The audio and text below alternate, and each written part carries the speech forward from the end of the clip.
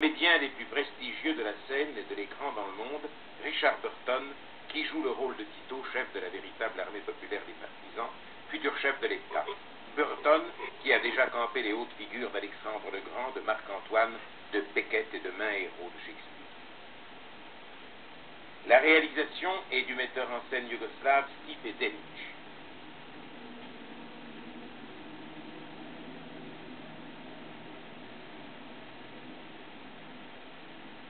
Les principaux partenaires de Burton dans ce film sont Hardy Kruger et Irina Papas.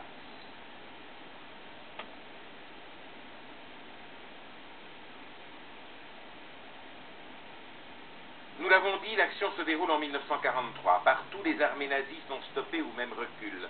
Dans la formidable bataille pour la libération de l'Europe, les Yougoslaves retiennent contre eux une partie importante des forces adverses.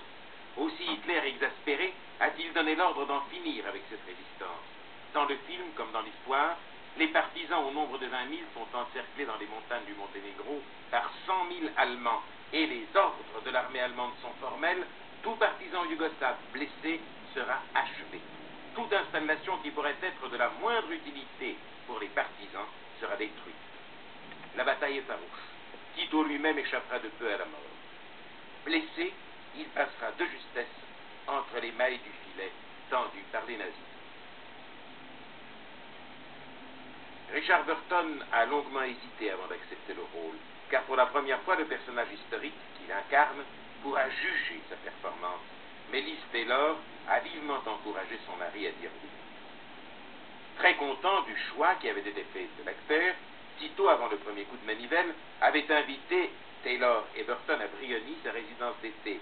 Là, Richard Burton, qui avait déjà lu tous les ouvrages sur l'époque des combats, demanda au familier du maréchal des détails qui allaient lui permettre d'imiter les moindres gestes de son illustre modèle.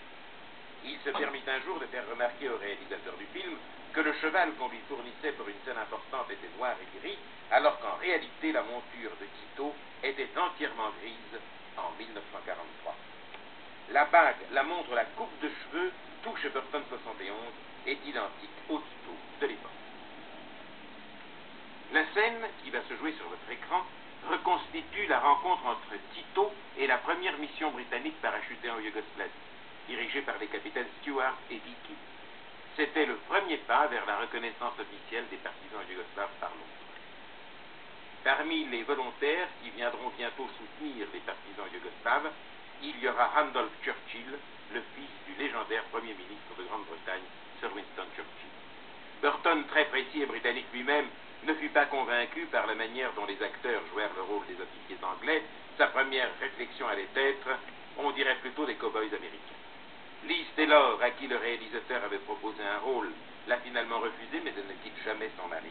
Et il faut croire que le maréchal Tito est heureux dans la manière dont Richard Burton joue son rôle, puisqu'aux récentes cérémonies d'anniversaire de la bataille, il avait demandé à Burton et à Taylor d'être à côté de lui dans la tribune d'honneur.